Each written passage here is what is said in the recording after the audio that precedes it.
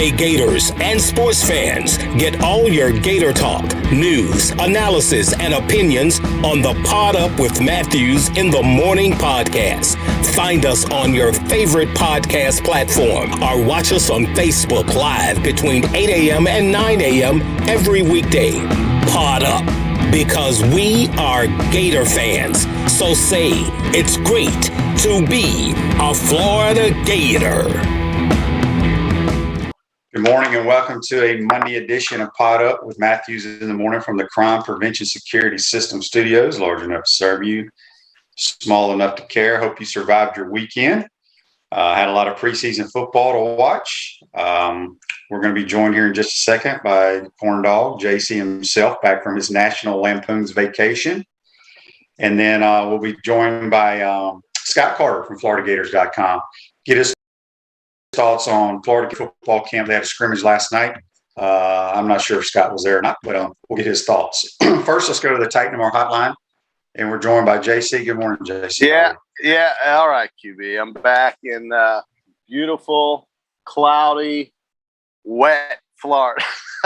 Back in the swamp, as they call it. It does rain here.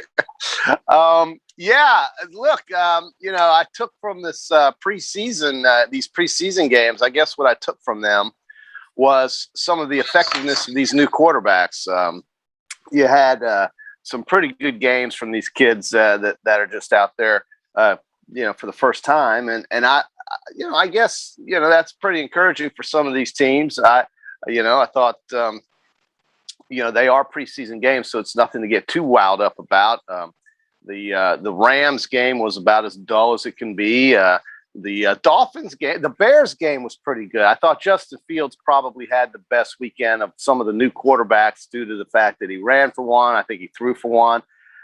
It wasn't anything dramatic, but it was good to see some of these high draft picks get some time in there and play. I thought Trevor Lawrence showed some poise in the pocket, took some sacks, which is better than throwing picks. And, getting hit a couple times.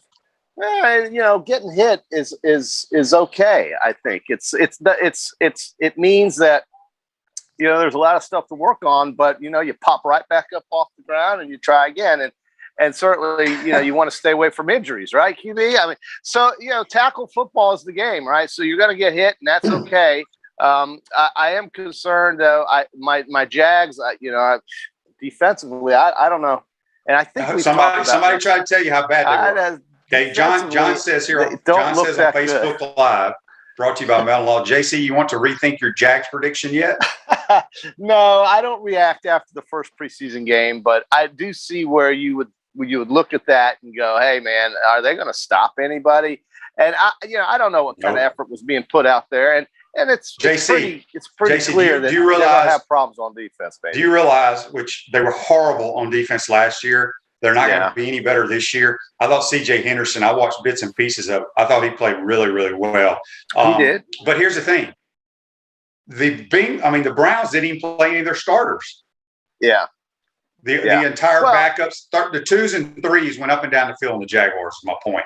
Again, it's the first preseason game. Field goals, they kicked 2 field goals. You're getting all wound up about 2 field goals. I don't care. I just know that, we've got 3 preseason games to try to get right before the first game. It is obvious that they're going to be a little thin on defense, and I'm not expecting them to win the division. But look, I'm also not ready to just throw in the towel after the first preseason game. Okay, I think we can make that clear. I do think Justin Fields had the best weekend numbers-wise of the new quarterbacks that are playing, and I also think that when we get the real players on the field, we'll see something completely different. I'm not ready to make any or cast any aspersions about anybody right now. I mean, how do you know? How do you know anything really? And so I don't think it's a big deal. I don't think Jordan Love. I mean, Jordan Love, did he have does it really matter what Jordan Love did? So I didn't even know what he did. I don't even count him. I was talking about the rookies this year. I thought all of them did some pretty good things. Yeah, they did. It was okay. First weekend of the preseason. That's all. I thought I watched some highlights, and I watched a little bit here and there. I was at a couple of different places that had some games on. I thought Zach Wilson was unreal. I love his game, man. That kid that kid has got something. I think he's going to be outstanding. So we'll see.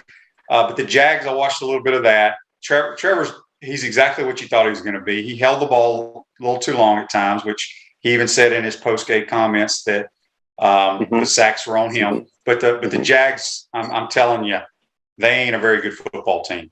I know it's week 1, but they're not very good. It's not week 1. It is a preseason scrimmage. Preseason week 1. Yeah. But I tried to tell you from my Jaguar insider. You haven't told me anything because nothing's happened yet. You're making this big deal over the stupid preseason game. No. If you had not been listening, I didn't say that. I said going into the year, the talent wasn't National Football League talent of the Jaguars. Oh. Okay. That's what I tried to tell you. It had nothing to do with the preseason game. All right. Well, let's just. I'll give it a few more weeks. I'll probably, regret my decision of or my pick of how many games they'll win in about a month and a half. Tennessee Titans are going to run away with that division. They're going to run away with it. Yeah. John says the Jags look like a team that went 1-15 last year. Well, they did, but like you said, it is preseason. But my point is, they don't have great talent on that team. And that's what the so-called experts that spend hours and hours watching tape about all these free agent acquisitions said that the Jaguars didn't add anybody worthy in free agency. I'm not talking about the draft, I'm talking about in free agency. I mean, yeah, and you should get with Frank Frangie or all your friends at 1010XL and find out why. They had more cap space than anybody. They got money everywhere. Decisions. Well, they're not making the decisions. Who's not making the decisions? Frank Frangie and the experts. No, but they're the ones who have. No, of course not. But they are the ones who have the inside take on that football team. He's the freaking voice of the team. And of course, they're the ones. They are the ones that said that they did not make any good acquisitions. So the question begs, why not? Why didn't they? They had money. They had picks. What's the problem? What happened? If that's going to be the verdict already after the first weekend of the preseason, then I want to know why now before I go spend a lot of money during the season if I'm a Jaguar fan. The other thing that really hit me this weekend, QB, was the golf. A 6-man playoff on the last event of the year on one of the – I tell you what, I don't know about this course in Greensboro, but those greens gave these guys fits. And missing the green on one side or the other was really a penalty. And created a lot of chaos for some of these guys. Listen, I don't know what it, but it was not a course that was talked about that much or has been. It's the final event of the year before they go into this playoff thing. But I thought, I don't know how Adam Scott didn't win that. I mean, he's got an uphill putt. Well, but I mean, my God, 4-footer uphill with no break. He just pulled it. And I think he sat there and watched 5 other guys get up and down and make par for about 15 minutes, and I think that affected him because all I could do is sit there and think about winning the tournament and not being able to do it for at least 15 minutes while he watched Kevin Na get up and down out of the bunker. He watched Brandon Grace do some, make a beautiful 4. He watched the eventual winner, Kevin Kisner, almost hole out from the fairway and tap in for par. Every one of those guys who made par didn't think they were going back to the tee box, and he missed it. And then Kisner drills one into the hole or into the green on the second playoff hole from the fairway. Great little draw right in there, 4 feet, and he did make the putt. So Kevin Kisner, good for him, 0-5 in playoffs, gets his first win in a playoff. Adam Scott was 3-0 in the playoffs. He gets his first loss as someone who played in a playoff. And I thought it was really needed for Kisner because this secures his card for 2 more years. Is Kisner a Georgia Bulldog? He's a Georgia Bulldog who's from South Carolina. They got so many damn Georgia Bulldogs winning on tour. It's crazy right now. Well, I mean, he's been a very consistent player, but he needed this win. He secures his card for the next 2 years now. He ramps up in FedEx points. It really was a shot in the arm for Kevin Kisner to get that win when it looked like he had, and the rest of them didn't have any chance after what Adam Scott did on that first playoff hole, but he missed the putt. And I guess that's the funny thing about golf. Right when you think you've got something, you don't, or right when you don't think you have something, you might. And that's what we saw. I thought that was the most dramatic thing of the entire weekend. It's one of those slow weekends in August, as we get started with football. Don't care about the summer league in basketball. I do care about the Major League Baseball playoff races, and I do care about the golf when it's exciting like that. And now that they finish the regular season in golf, we go toward the playoffs, as they call it, which is just a big money grab. Turn your car or truck into a rolling billboard for your business or brand with an eye-catching vehicle wrap from Wrap Spot this August. Mention promo code Shane to receive 13% off your vehicle wrap. Speaking with JC on the Titan More Hotline, we'll be joined by Scott Carter. Scott can talk a little bit about the scrimmage last night. I believe he was there. We got a couple of Facebook Lives here for you, JC. Oh, boy. Rick says, but didn't JC say Tebow would help the Jags? And John says, Tebow had one of the worst blocks I've ever seen. Can we even call it a block? Urban should just not drag it out any longer and just cut him today. Did you see that, JC? I did see it because I sent it to you, and he kind of just got in the way. And the guy, something that Barstool posted was Tebow trying to block a linebacker or somebody coming in on a rush, and he just kind of got in the way. But I listen. Whatever they're doing up there, I think it'll get better. It can't get much worse, and we'll see. We'll see. I'm not throwing in the towel like all our listeners are and viewers and you, but we'll see. I'm not throwing in the towel. I just don't think they're going to win 7 games. That's what I'm saying. They just don't have good talent. It's a long season. There's 17 games. Hey, yep. Sam. I bet I'm going to say they go 5-12 is my guess. All right. Well, it's better than 1-15. Yeah, I think the odds on the over/under for 7 have gotten better. So those who waited to place their bets might get better odds if they indeed think that Jacksonville somehow wins that many. But the schedule is not overwhelmingly difficult, and we'll see how it goes. Again, they got a couple of players. They do have some players, some veterans. They got Carlos Hyde. They've got, I think Robinson's still an effective player, but it is about the defense. I don't know how they're going to stop anybody, at least not at this point. Maybe Frank Frangie and our friends up at 1010 or up in Jacksonville can give us a little more insight on that. Yeah, I'll try to get Frank on maybe the end of the week. I think you should. I think the Jags' next preseason game is next Monday night. I don't know who they play though, but yeah. So Trask played pretty well. Trask numbers don't look great. He had a lot of drop balls. He was the 4th quarterback to go in. They played Brady played like one series, then Blaine Gabbert, then I forgot the other guy's name, and then Trask. So but yeah, I thought out of what I saw, and like I said, I didn't watch all the games, and again, you don't know what the play calls are or any of that stuff. Just watching the kid in the pocket, moving around, the throws he made. Zach Wilson, out of the young quarterbacks, rookie quarterbacks, was the most impressive to me by far. Did you watch Fields?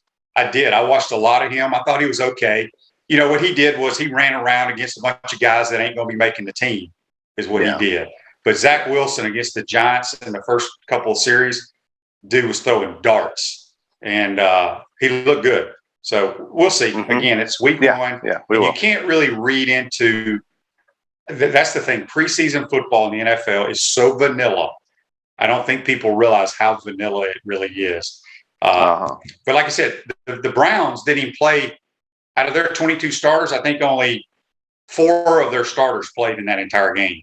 So I think more starters will play this week 2 of the preseason. Is kind of how their NFL guys are doing it now. So, so I didn't see anything of Jordan Love. Did Jordan Love play a lot for the Packers? He did. I mean, the numbers were okay. Nothing special, though. I mean, and again, it shouldn't be. It's a very simple thing they're trying to do right now. Just do basics.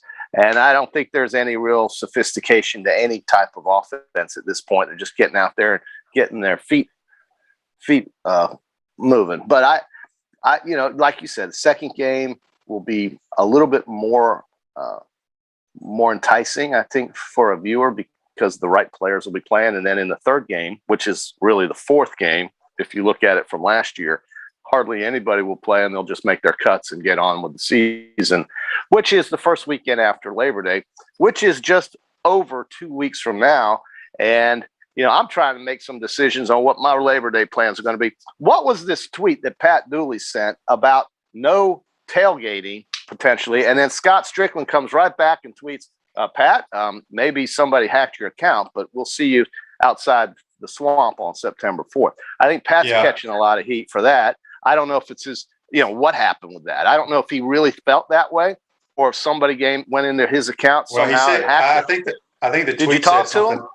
No, I've not. I saw the tweet too, but he backtracked. Well, so the reason if people are wondering what we're talking about, Dooley tweeted that he had heard there would be no tailgating at the swamp, and then Scott Strickland replied to it and says, "Pat, obviously somebody hacked your account. We see," and I think it was more, if I remember correctly, I read it. It was these like big alumni tailgates, which has something to do with the university. Which maybe they're canceling those, but regular tailgating for when your little spot is good to go. Well, the reason why it's important is because I got some calls from folks with season tickets, specifically a couple games that are coming in on September, asking, are they going to just crack down on this entire season? And I said, not that I'm aware of, and I certainly hope not. And I don't think they could easily afford to. But, it does create, there is a sense or a certain fear out there that something's going to be announced soon or something's wrong. And I hope that's not the case. I don't want it to be.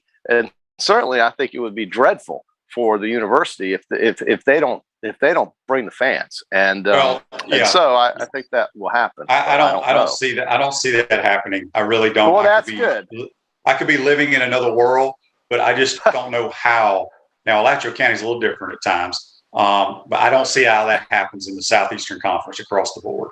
Well, let's hope not. Let's hope not. I know it's all about being safe. Do what you need to do to stay safe, certainly. And staying home is the safest way to stay safe. But if you do go out, do what the things you think are best to keep yourself healthy. But what I don't understand is you can go into restaurants and you can go play golf and you can go sit in the stadium. But maybe not tailgate. That doesn't make a whole lot of sense. No, and it did. That's why I couldn't understand that tweet. I said, "What are you talking about? If people are going inside a stadium or if they're going inside a building, and you're telling me they can't congregate outside?" So the logic is flawed, and I don't know what he was thinking by sending that. If that got sent by him, so let's hope that's not. Until we hear something official from the school, I'm just going to assume everything is on as it usually is or should be. Yeah. If you got joint pain in your knees, shoulders, hip, or back that won't go away, you need to check out QC Kinetics for long-lasting relief. No surgery, drugs, or downtime. Schedule a free consultation at QC Kinetics, 352-400-4550. Call the good folks at QC Kinetics today. That's 352-400-4550. A few more minutes with JC here on the Titan More Hotline. We're going to talk a little more Gators with Scott Carter from FloridaGators.com. Gators had a scrimmage last night. I saw on Twitter. I did not go, but I talked to some people that were there. They thought it was a pretty good scrimmage. They thought the offense looked pretty decent. And then you read some people on Twitter said that it looked like the offense was horrible. So I don't know how people look at these scrimmages. Well, maybe the defense looked good. You can say I was told by some very people that know football that the offense, both quarterbacks, pretty much had about the same stats wise. The running backs looked pretty good. Some of the receivers shine. They told me that the offense was better than the defense, is what I was told, and I respect these people's opinion. Well, so people are allowed to watch now, scrimmage, everything? No, these are people that either have kids on the team or cover the team, but because it's closed. But somehow, some of these sites that people pay money to go on and read about. I saw some of their tweets saying how the offense was horrible and we couldn't block anybody. That's not what I heard. And again, I don't know where they're getting their information from. Well, maybe Scott can shed some light on it for you. But remember, folks, we're just practicing right now. So, Florida Atlantic will be here September 4th. It's just over 2 weeks away. You got somewhat of what I would expect a tune-up on September 11th, and then a real game on September 18th. JC, did you see the continuing saga of Eric Gilbert? Yeah, I mean, this poor guy can't figure it out. It's no different with him or Joey Gatewood. I mean, here's Kentucky's Joey Gatewood. Well, Joey Gatewood did not win the job at Kentucky, so he is now in the transfer portal again. Transfer again. Yeah. So who wants Eric that Gilbert? Guy? Eric Gilbert is a very talented kid. We all saw what he did as a true freshman at LSU, but obviously he's got some issues. Yeah, and he's taking a leave of absence from Georgia right now. And again, great talent, but we don't know what's going on with that kid. We don't know. It could be family issues. He could have mental issues, mental health problems. But it's interesting because I think Georgia needs him when they play Clemson, and he may not be there. That's right. And, that first weekend has some good ones. And, that's going to be the highlight game for me anyway, Georgia Clemson. I don't know who's going to win. I just think that's going to be probably the most anticipated game of that first weekend. QB, I saw a movie over the weekend. I don't watch many movies, but it was about an Arkansas lineman. I don't know if you remember the kid named Brandon Bullsworth. Do you remember that name? He was an All-American who walked on the Razorbacks under the last year for Danny Ford. He became an All-American. The movie's called Greater. It's on Netflix. Everybody needs to pull that up. It's a 1998 true story. Remember when Clint Sterner was a quarterback for Arkansas and he fumbled the ball against Tennessee, and Tennessee went on to win the national title? Mm-hmm. Well, Brandon Bullsworth played on that team and on that offensive line. Well, he didn't play for Danny Ford then. No, that was Houston Nutt. Well, he started as a walk-on. He started as a walk-on under Danny Ford and then played under Danny Ford. And then in that particular year with Tennessee, it was with Houston Nutt. And that Arkansas was undefeated going into that game. Ended up 9-3 because of the heartbreaking loss. But they came from the cellar to almost winning the SEC. Anyway, the story about this kid is remarkable. It's a tragedy, but it is something that'll make you feel good about people. And I would highly recommend everybody pull up. If you have 2 hours of your life to give to Netflix, and I don't know many people that do, but if you do, pull up that movie called Greater. It's a true story, SEC football story, but it's about a kid from Arkansas who had no chance to play football, walked on and became an All-American, and eventually got drafted by the Colts before he, I don't want to ruin the movie for you, but. Yeah, don't. We got people here telling us it's a great movie, and then we got people telling us, don't tell us the story, JC, because we want to watch it. So I beg your pardon. Sorry about that. But I would certainly recommend it's quite a movie. Quite a movie. Yeah. Speaking of great movies, this wasn't a movie, but if you want to hear a great speaker, Ernie Johnson from TNT. Yeah. Turner Broadcasting, who does all the NBA with Barkley, Shaq, and Kenny Smith, spoke to the Alabama football team. And yes. What a great message he sent. You need to pull that up on Twitter or on YouTube or however you pull stuff up. But it was awesome. Right. Awesome. No, I love the motivational speakers that Saban gets in there, that Mullen gets in there, that other coaches bring in. I think it's really cool that they were able to get these guys in there. And Ernie Johnson's got quite a story, cancer survivor, and certainly somebody who's looked upon in his business as a really super guy. And so I'm glad that happened. They say by the way, since you mentioned Alabama, they had to literally tell Will Anderson to get off the field because of the chaos he was creating. The offense couldn't do anything in practice. So they basically told Will Anderson, why don't you take a break, Will? Maybe we can get something done offensively, because this guy was terrorizing everybody. Watch that guy for Alabama. Will Anderson was a freshman last year who started 13 games in probably one of the most odd seasons in football history, and is a linebacker. It goes about 6'3", 240 for Alabama. You'll hear his name. You'll hear his name quite often during the season, and you'll see him on September 18th, number 33. At Comfort Temp, comfort is our business. Peace of mind is our promise. Comfort Temp's now hiring team members with all levels of experience, great culture and benefits, and opportunity for growth. $1,000 signing bonus. Call Comfort Temp today, 352-376-2366. This day in sports, JC, 1965. Right. Is that when you were born? Close. Okay. Well, the American Football League's ninth franchise is officially awarded to Joe Robbie and television star Danny Thomas. The Miami Dolphins start playing the NFL's Eastern Division in 1966. Yeah, Miami Dolphins, winner of 2 Super Bowls, and under the same coach. That's the extent of their history, the 1970s. So Dan Marino then shows up, couldn't win a Super Bowl. But growing up, the Dolphins were the only pro team in the state of Florida, and they were the only one. And I don't know, but for some reason I couldn't get onto them. I think it's because my brother liked them. So since he liked them, I didn't like them or something like that. But they were the only pro team. But Corvette, let me go back before you kick me off. Have you ever heard of a player basically being asked to leave the field because he's doing too much and he's making practice difficult? Who said that they made him leave the field? Revel told me that. Okay, well, you just made my point.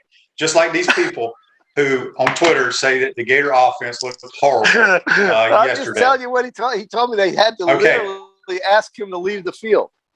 Well, like I said, he's those guys that are on Twitter, not tweeting what they hear, not what they see. Okay. Well, I don't know if you're allowed to see anything these days. These coaches are such psychopaths about this. You remember the days, QB? Spurry was down here, and we all just walked around the practice field, and it was a big open show, It wasn't a big deal. It really wasn't. Yeah, everybody was out there watching practice, but it doesn't happen that way anymore. No, the times have changed. It's very, very, very bizarre to me. I picked up a Gainesville. I picked up a Gainesville Sun. I didn't even recognize. It didn't even look like a local paper to me. It looks like just something that they just computerized, put in there. It looked like the Pittsburgh Post-Gazette early morning edition. It just looked like, this is what the paper looks like. I couldn't believe it. I picked it up and I put it back. I opened it up and there was nothing in it. I put it back. I said, what is this? What the hell is this? Where's the paper?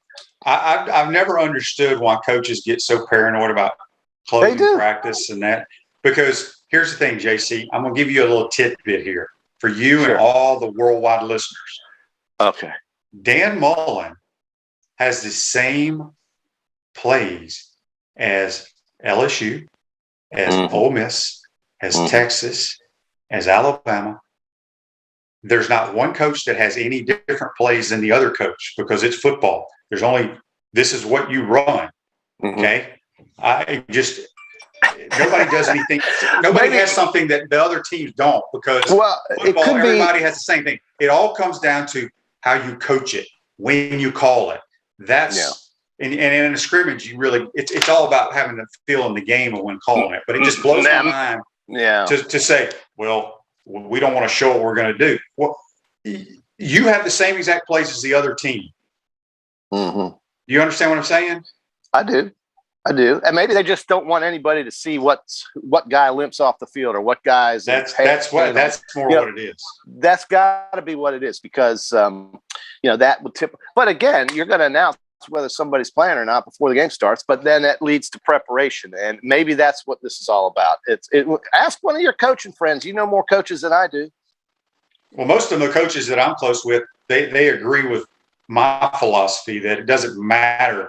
I think it comes down, they close practice because they don't want that person working for that website to be there and see the third string quarterback go 5 for 5, complete a couple of deep balls in 7-on-7, and the starters stink it up in 7-on-7. So now they're going to make a big deal about it, and they don't really know the whole story because the other guy could just be checking it down, going through his reads and executing the play properly. But everybody wants to see the big plays. I want to see the consistent plays. So it really is. It's very bizarre to me how the game has changed for people wanting to close down everything. I know, but I guess the internet's changed so much about everything, really, but certainly about preparation for a football game on a Saturday. We've got a couple more weeks to prepare, and then finally we kick this thing off. And hopefully, let's pray that COVID does not ruin it for us this year. Yep. And JC, I need you to start studying because Wednesday we got the Peachland Dentistry golf picks. Sure thing. I'm ready. All right. That's JC. Join us on the Titan Hotline. We come back. We're going to talk a little Florida Gators football with Scott Carter from FloridaGators.com. You're watching and listening to Pod Up with Matthews in the Morning from the Crime Prevention Security System Studios.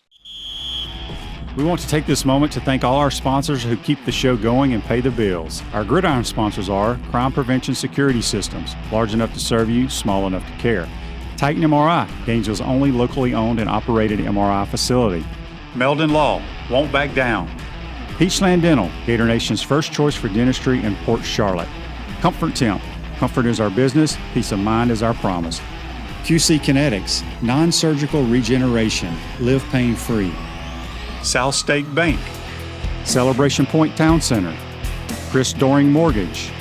Some of our touchdown sponsors are Big Mills Cheesesteaks, MB Listing, Cornerstone Financial, McDonald's of Gainesville, My IT Masters, Gainesville Neon and Signs, 84 Lumber, Tropical Smoothie Cafe, Chick-fil-A on Archer Road, Avra and Smith, Dowling Signs, Chomp Carter Apparel, Ruse Ogra Agent, State Farm Insurance, Silver Cube Billiards and Sports Bar.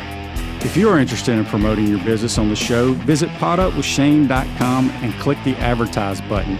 Again, thank you to all the great businesses that support the show. If you like what we are doing here, make sure to follow us and support the businesses that support us.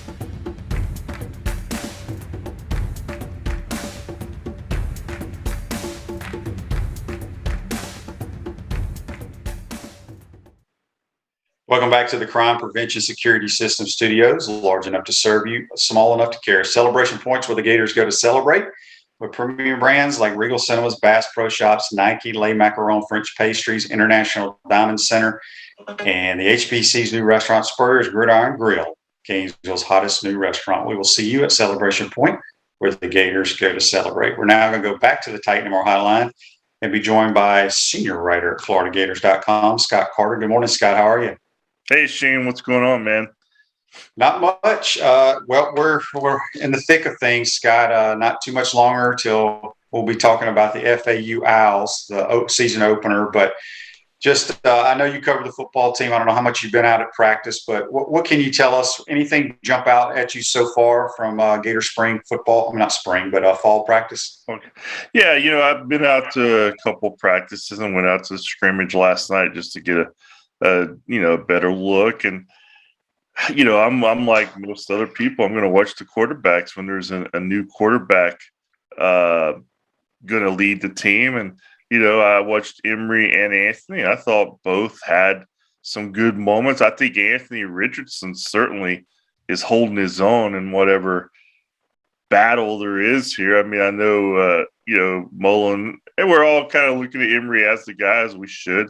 But I think they have somebody who's very capable to contribute this year in Anthony Richardson, not only in the way that most of us envision, being a bigger, I guess, more physical running option at the quarterback position than maybe Emory is, but I think the guy's a good thrower, a good passer. I think he can do some things in the passing game. So, that's kind of an area that I watched last night. Obviously, you're looking at the secondary. I'm curious to see some of the young guys like Jason Marshall Jr., especially in the news last week with Jaden Hill being out for the year. So how does he fit in? I saw him make a pick, so that was a good sign. Otherwise, I mean, you're just looking at new guys. That's what I do, Shane. Jatarius Perkins, Elijah Blaze, a couple of guys are going to obviously get a look at. So I'm sure the coaches are looking at these guys a lot closer than I am because they're relying on them to turn that defense around. And there's just a lot of new faces on defense, especially in that back end. And you just don't know how that's going to shake out other than Kyer Elam, who I think's a staple back there. And, I couldn't tell you right now, the starting lineup in the secondary, I think it's hard to write it in on paper right now. Yeah, let's stick with the secondary. As you mentioned, the Perkins kid, the Blades kid, both transfers, one from Missouri, one from A&M. And then you throw in the two transfers, the defensive tackle, which I believe those two guys are penciled in as the starters. And I think they're the most important players on this roster if Florida wants to have the year they want to have. A lot of transfers on that side of the ball. Stick with the secondary. Do you think those two kids, the one from Missouri and the one from A&M, can get a lot of playing time this year? Well, with their experience, I mean, certainly you would think they maybe have a leg up there. Obviously, when you bring in a 5-star like Jason Marshall Jr., you maybe look at him to make an impact right away because he's very talented. But I think if you look at kind of just what's back there and what the situation is now without Jaden Hill, the experience factor certainly I think helps those guys. Perkins has played junior college ball for a couple of years, only spent a spring at Missouri. But I know Mullen said some good things about him the other day. And Blades just got here, I think, over the weekend. I think was his first practice. So, he's a guy that set out last year, I think, with COVID and a shoulder surgery. I think he started 6 games, if I'm not mistaken, at Texas A&M back in 2019. So a guy who has SEC starting experience, but I haven't seen him enough to know what he exactly brings and how he maybe contrasts to Perkins, who's kind of long and lean and looks that way. I don't know how physical each are. So, but yeah, I just think that's a position that, we're going to watch closely. Even before Hill's injury, we're going to watch it closely. Now we're really watching it closely because we know that whoever is opposite Kyrie Elam, we don't know much about him at this point. The 2 defensive tackles, I don't know if they stood out at all in the scrimmage last night. If you didn't see them do anything, which sometimes is a good thing because their job is to force double teams, allow linebackers to run and make plays. Did they stand out at all? Was it Newkirk and Valentino, I believe is his name? Yeah, it's Antonio Valentino. Yeah, Shane, I can't recall anything, jumping out, but I wasn't there every snap. So, there could be some things that obviously coaches saw or other people saw. But I'm like you, without question, those 2 guys are going to be very valuable in what this team does this year. You can just tell from listening to Mullen and Grantham and David Turner, their position coach. They really like what they bring to this team in terms of on the field and in the locker room. Both guys, they had their first media ops at Florida last week, and you could tell they've got some good personality. Valentino came across really well. But he said, he understands about all of the SEC football hype. He understands why it's like that. Now that he's here, been here for a few months, and understands the grind. It's just different in the league. And but as far as just early reports on them besides the scrimmage, it seems to be going well for them, Shane. But yeah, I don't know last night exactly how they did. We got a Facebook Live here brought to you by Melton Law. Dan says, I know we don't want any injuries, but what's a position that if Florida has an injury, we should be very concerned? Well, I think it goes back to any more guys going down in the secondary or, receiver. I mean, I think they have some good talent at receiver. They just don't have much experience. I mean, Copeland's their veteran guy back there as far as at Florida. I think he's got 45 career receptions. So, you don't want to have too many guys there go down or in the secondary because not only are those positions just undergoing a lot of change this year with new faces, it's a new, they got to learn a lot. So anytime you have guys having to learn through injury as well, it adds a sense of urgency that they could probably live without right now, Switching over to the offensive side of the ball, Scott, just as you said, you were at the scrimmage briefly last night. Did it look like a different offense or more of a Dan Mullen back when Tebow was here, back when he coached Dak Prescott, Nick Fitzgerald, more that type of offense? Yeah, I think so. I mean, it's certainly they were mixing some things in, like Mullen's talked about. It's going to look different this year. I can't remember if I saw any specific 2-back sets like he's talked about, but there was, plenty of running. Obviously, the quarterback is going to be factored in the running game, and both guys made some throws underneath, deep throws. So it looked to me like they were just mixing it up, trying to test them in a lot of different areas like you normally would at this time of year in a scrimmage. but there's no doubt that what we're going to see against Florida Atlantic and throughout the season is going to be different than what we saw in 2020. I mean, I'm just interested to see with what we just talked about, like receivers, for instance. I think they have some good talent there. The production, historically, they don't have guys who have stacked up a lot of big numbers in their college careers. But, they might not have to with those running backs because they're going to have a lot of guys back there to keep them fresh. So it's always interesting, Shane. Me and Chris were talking about this last night. We're used to, I always thought when at the running game, you're always like to have that 1,000, 1,200-yard rusher. And then when you go into this season, when you have 3 or 4 guys who may get 300 or 400 yards, you just never know how that's going to play out. But it seems to have worked out well for Mullen throughout his career. So I'm just curious to see how it plays into the fact this season. Hey, Chris Storing Mortgage, they do mortgage lending right, helping home buyers throughout Gainesville and North Central Florida. Call Chris Storing Mortgage today at 352-244-0840. Speaking with Scott Carter on the Titan More Hotline. John asks on Facebook Live, brought to you by Mellon Law. Everyone keeps talking about Copeland that will have this breakout year. I have my eye on Justin Shorter. The dude is a beast. He is a beast. From what I'm hearing, okay, correct me if I'm wrong, and we don't want to give any secrets away, but I think Trent Whittemore's had a really good training camp, and so has Weston.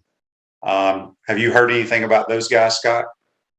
Yeah, I think they both have done well. And, for what I've seen in my time around, I mean, they both are very capable. They both made some plays throughout camp.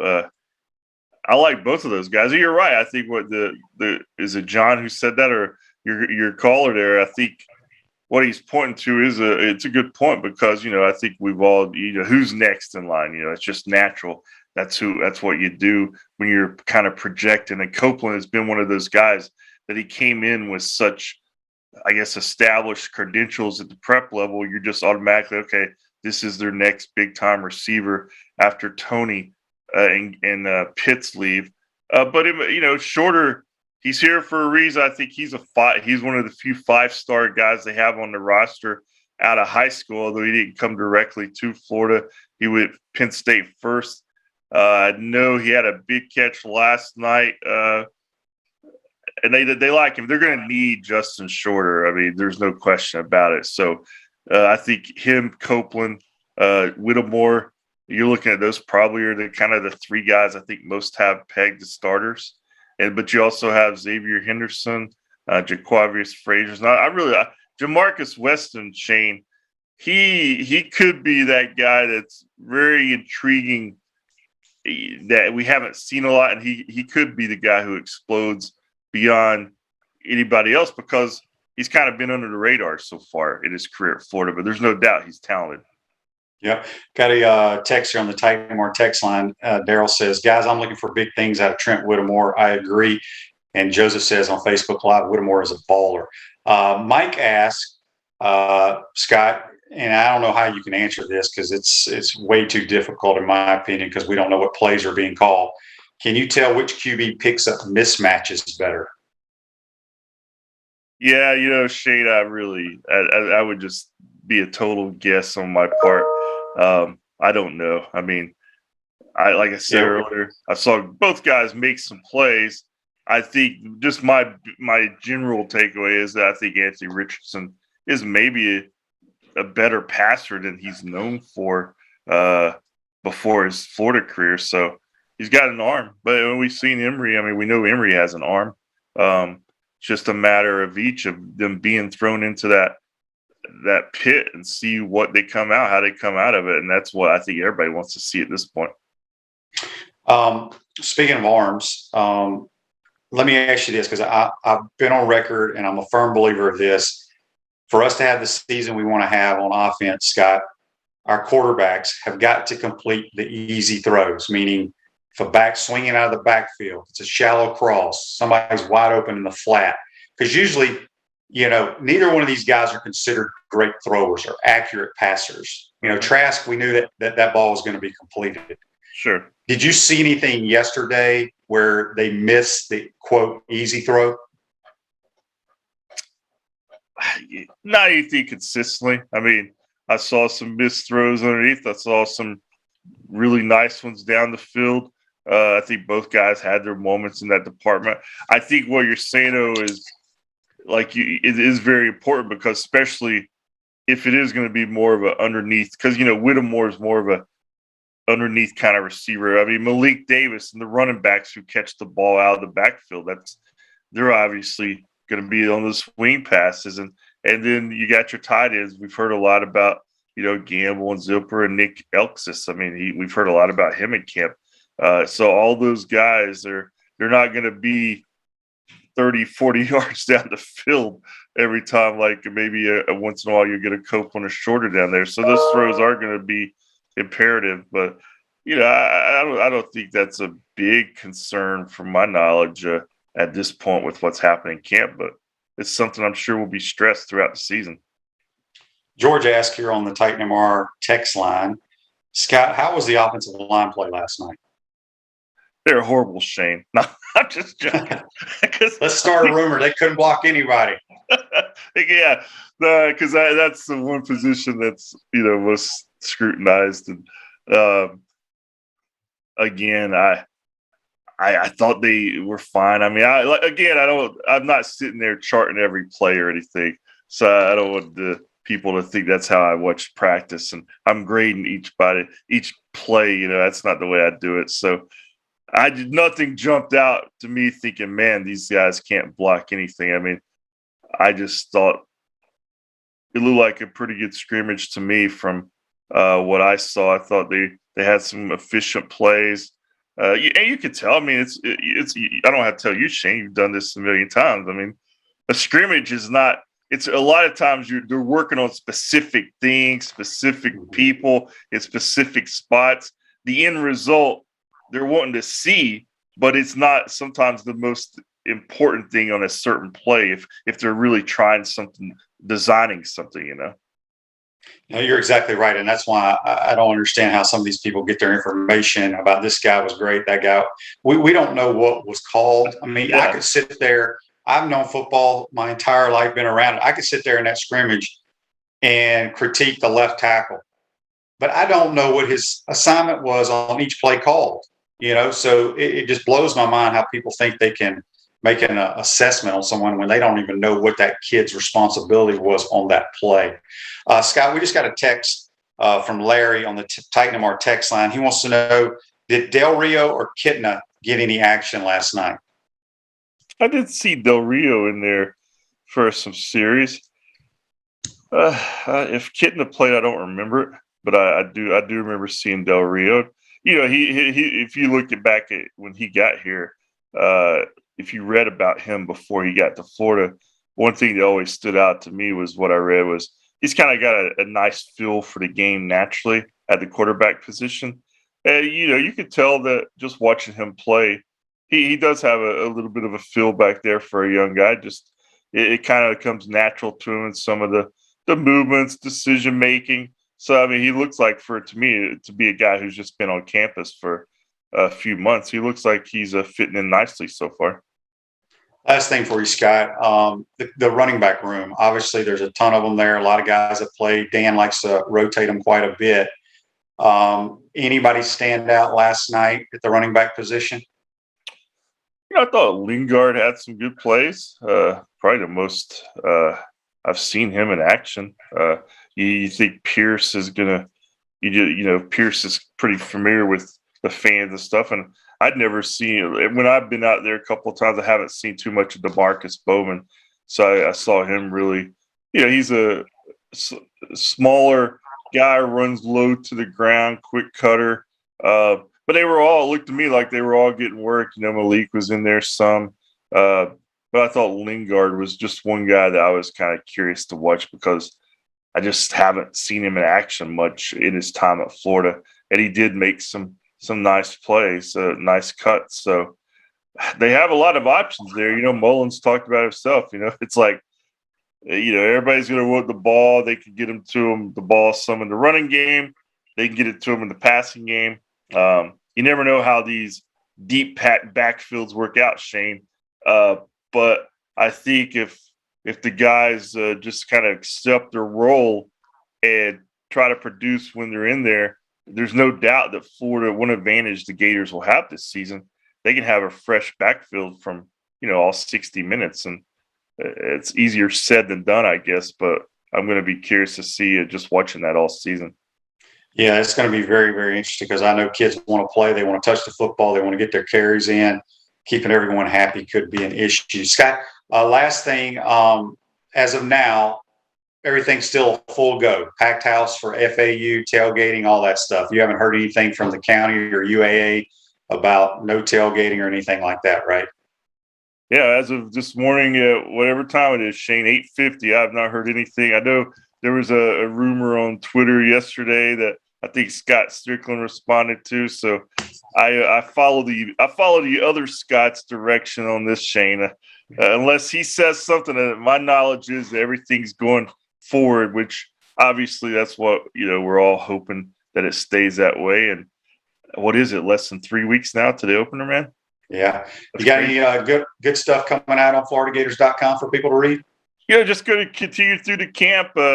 You got some stuff this week on more of the outfits, writing something more in depth on Emory down the road. And, Chris wrote a nice story on the center, Kingsley Egwukan, over the weekend. So if people haven't checked that out, it gave some insight on who he is. So, well, good stuff as always, my man. Enjoy the beach there with your background. I like it. And we'll talk to you soon, Scott. Be safe. All right, Shane. Have a good one, buddy. Yeah, that's Scott Carter from FloridaGators.com. Join us on the Titan Tomorrow Hotline and take our final time out of this Monday edition. Come back, wrap it up. We want to take this moment to thank all our sponsors who keep the show going and pay the bills. Our gridiron sponsors are Crime Prevention Security Systems, large enough to serve you, small enough to care. Titan MRI, Gainesville's only locally owned and operated MRI facility. Meldon Law, won't back down. Peachland Dental, Gator Nation's first choice for dentistry in Port Charlotte. Comfort Temp, comfort is our business, peace of mind is our promise. QC Kinetics, non-surgical regeneration, live pain-free. South State Bank, Celebration Point Town Center, Chris Doring Mortgage. Some of our touchdown sponsors are Campus USA Credit Union, Adams Rib Company, Doreen Wiebe Realtor Caldwell Banker, MM Parish, Gator Dominoes, Celebrate Primary Care, Gator Bait Media, Wrap Spot, Okido America, Gators Dockside, Style Cuts, Ironwood Golf Course, Meadowbrook Golf Course, Silverback Concrete Company. If you are interested in promoting your business on the show, visit potupwithshane.com and click the Advertise button. Again, thank you to all the great businesses that support the show. If you like what we are doing here, make sure to follow us and support the businesses that support us.